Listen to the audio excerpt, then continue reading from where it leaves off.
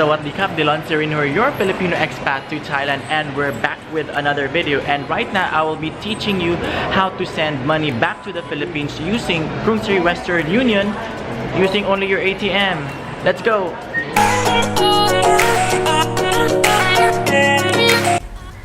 Sending money back to the Philippines is not that difficult. All you have to do is enroll your Krungsri savings account to Krungsri-Western Union service, and that's it. Insert your ATM card at any Krungsri ATM machine and select language. After that, click the Transfer, Prompt Pay Transfer or Western Union tab. Then select Send Western Union.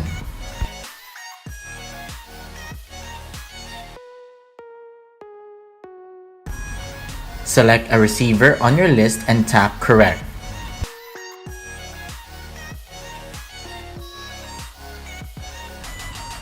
Then, select your purpose of money transfer and tap Correct.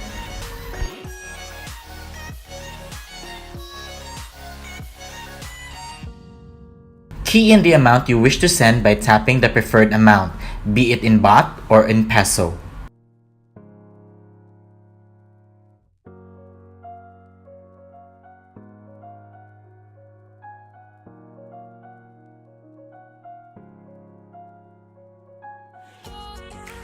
A transaction summary will appear on screen. If all information is correct, tap Confirm.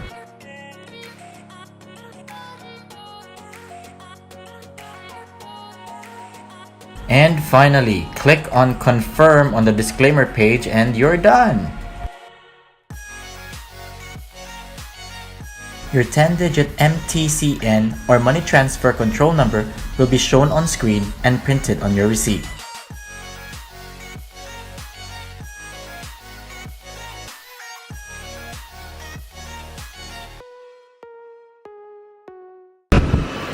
Sending money back to the Philippines is as easy as that.